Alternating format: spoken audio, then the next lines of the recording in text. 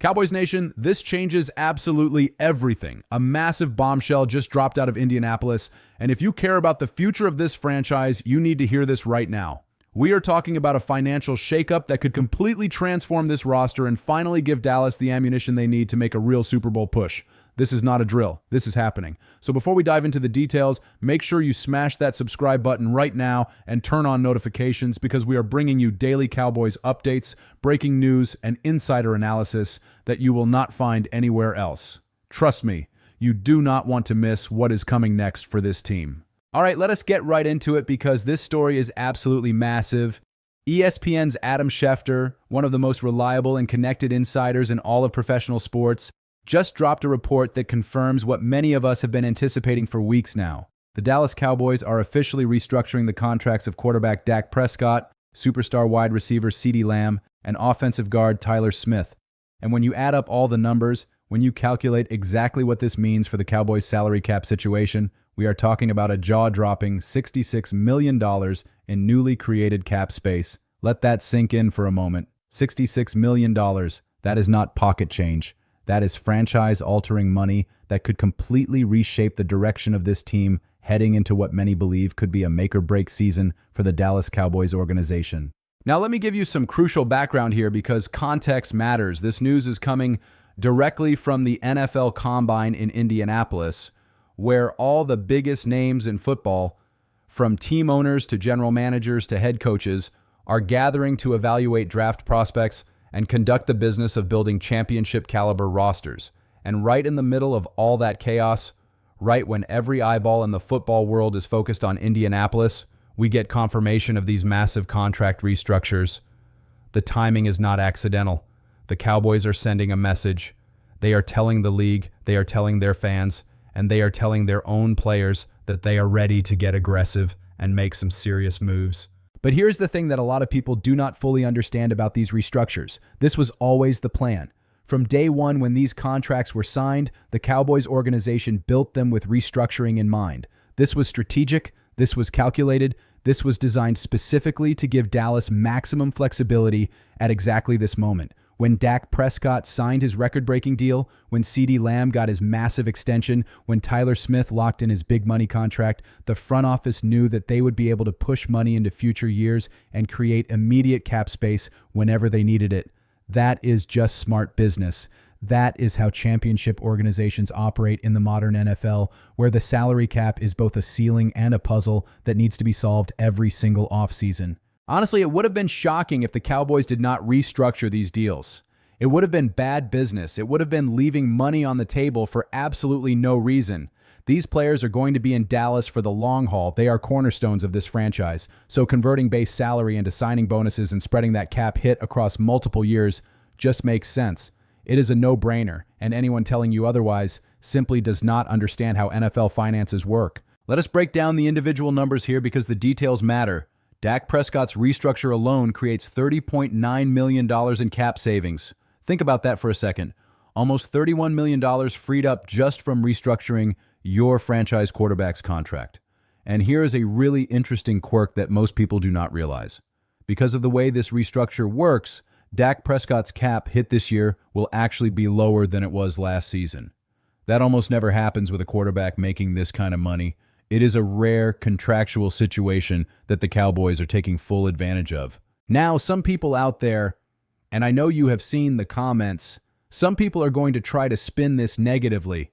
They are going to say the Cowboys are just kicking the can down the road, that they are borrowing from the future, that this is going to hurt them eventually. But here is what those critics always seem to ignore. This is exactly what every successful NFL team does. When Patrick Mahomes restructures his contract with the Kansas City Chiefs, which he does regularly, by the way, the media talks about it like he is some kind of team-first hero taking a pay cut for the good of the roster. But when Dak Prescott does the exact same thing, suddenly it is reckless spending and poor cap management. The double standard is absolutely ridiculous, and Cowboys fans are sick of it. Moving on to CeeDee Lamb, the restructure of his contract creates just over $19 million in additional cap space. CeeDee has established himself as one of the premier wide receivers in all of football. He is coming off another incredible season where he proved he can dominate against any coverage, make catches in traffic, and create explosive plays that completely change games. Locking him up long-term and now restructuring his deal to create cap flexibility was absolutely the right call. He is a centerpiece of this offense, a player that Dak Prescott trusts completely, and someone who can take over games when it matters most. Then, we have Tyler Smith, whose restructure brings in another $17.65 million in savings. Tyler Smith does not get enough credit around the league for how good he really is. He is the kind of player that makes everyone around him better. He opens running lanes, he protects his quarterback, and he plays with a nasty streak that every championship team needs. Having him locked in at guard provides stability on that offensive line, and the restructure ensures the Cowboys have the flexibility to build around their core pieces. When you add all of this together, you get to that magical number, $66 million. And just like that, with a few strokes of the pen, the Dallas Cowboys go from being pinched against the salary cap to having real, legitimate spending power heading into free agency. But wait, we are not done yet, because what Jerry Jones said last night from Indianapolis takes this story to an entirely different level. Jerry confirmed that the Cowboys are also going to rework the contracts of their defensive tackle trio. We are talking about Kenny Clark, Quinnen Williams, and Osa Odigizua. These three players currently combine for approximately $63 million in cap charges, and the way Jerry phrased it, using the word rework instead of restructure, tells us that something more creative might be happening here. Let me explain why that distinction matters. A standard restructure converts base salary into a signing bonus and spreads the cap hit across the remaining years of the contract. But a rework could mean extensions. It could mean adding void years. It could mean completely redefining the structure of these deals in ways that create even more savings. And when you are dealing with your entire defensive tackle room, when you are dealing with three players who are absolutely critical to fixing what was statistically one of the worst defenses in the NFL last season, you want to be creative. You want to maximize every dollar. You want to give yourself the best possible chance to go out and add talent. Stephen Jones made it crystal clear this week at the Combine. The Cowboys need this money. They need the flexibility to not only take care of their own players, but more importantly, to pursue outside free agents who can immediately improve a defense that was, let us be honest here, an absolute disaster last year. The defense was giving up points at an alarming rate. They could not stop the run. They struggled to generate pressure. They made average quarterbacks look like Hall of Famers. It was painful to watch, and everyone in Cowboys Nation knows it. The front office knows it too, and they are finally doing something about it. Now, let me get into the specific numbers on these defensive tackle reworks because there are some really interesting dynamics at play here. Starting with Kenny Clark, a straight restructure would only save about $9.6 million. That is not nothing, but it is also not as much as you might expect given his overall salary. The issue is that Kenny Clark has a pretty sizable roster bonus coming due in early March, right around the start of the new league year, and his contract does not have enough years remaining to really spread out a restructured cap hit effectively. This is where it gets fascinating, though. Jerry Jones specifically mentioned the possibility of adding void years to Kenny Clark's deal. Now, for those who do not follow NFL contract mechanics closely, void years are essentially fake years added to the end of a contract that allow teams to spread out cap hits over a longer period. The player never actually plays during those void years. The contract voids and they become a free agent, but it creates immediate cap relief in exchange for dead money down the road. Here's the catch, though. You cannot just unilaterally add void years to a player's contract. This is not something the Cowboys can do without Kenny Clark's cooperation. He would have to agree to it. His agent would have to sign off on it. It is basically negotiating a new deal, even if the overall money stays the same. So the fact that Jerry is publicly floating this idea suggests that conversations are already happening behind the scenes. There might already be an understanding in place. And if they can get this done, if they can add those void years and really maximize the cap savings, we could be looking at even more spending power than people realize. Quinnen Williams presents a slightly different situation. He already has void years built into his contract from when the Cowboys acquired him in that blockbuster trade. Remember, Dallas gave up a first-round pick and a second-round pick to bring Quinnen Williams to Texas. That is a massive investment. That is the kind of trade you do not make unless you plan to build around that player for years to come. A restructure of his current deal would save approximately $14.5 million, which is almost the same as what an extension would provide. But here is my take on this. If you traded that kind of draft capital for a player, if you gave up a first and a second to acquire a dominant interior defender, you should be looking at an extension. Lock him up. Keep him happy. Show him that he is a foundational piece of this defense going forward. Think about the optics of going into next year with your entire defensive tackle room as potential free agents. That creates uncertainty. That creates leverage for the players in negotiations. That creates potential distractions in the locker room. If the Cowboys are committing to this core, if they believe that Clark, Williams, and Osa are the guys to anchor this defensive line, then extend them. Make them feel valued. Do not just restructure and kick the problem down the road. As for Osa Odigizua, his restructure is the most straightforward of the three. You are looking at approximately $12 million in savings with a pretty simple transaction. He already signed a big contract last year, and the void years were built in from the beginning. As long as you believe Osa is going to be a Cowboy through at least 2027, there is no reason not to do this. It creates immediate cap space and positions the team to be aggressive in free agency. When you combine all of these potential moves, when you factor in the Dak CD and Tyler Smith restructures, along with the defensive tackle reworks, you are approaching $100 million in cap flexibility. That is an obscene amount of money. That is enough to completely transform a roster. That is enough to go out and sign multiple impact players in free agency while still having room to absorb the contracts of your own guys who need new deals. Speaking of which, let us not forget about some of the other financial obligations the Cowboys are dealing with. They have already committed to franchise tagging George Pickens, bringing that explosive playmaker to Dallas to pair with CeeDee Lamb and give Dak Prescott one of the most dangerous receiving duos in the entire league. That franchise tag comes in at just under $28 million. They have also reportedly signed Javonte Williams, adding a dynamic running back who can contribute both on the ground and in the passing game. Plus, there is the second-round restricted free agent tender on TJ Bass, the promising young lineman they want to keep in the fold, and they still need to figure out Brandon Aubrey's situation, the kicker who became an absolute weapon for them and earned Pro Bowl recognition. Even with all of these obligations, even after accounting for the Pickens tag and the other moves, the restructures get the Cowboys under the salary cap, and once they complete the defensive tackle reworks, they will have significant room to spend in free agency. Now, here is the million-dollar question that Cowboys fans everywhere are asking. Will this front office actually spend in free agency? Because we have seen this movie before, right? We have seen the Cowboys create cap space only to sit on their hands and let the big fish sign elsewhere. We have watched other teams add Pro Bowl talent while Dallas pinches pennies and relies exclusively on the draft.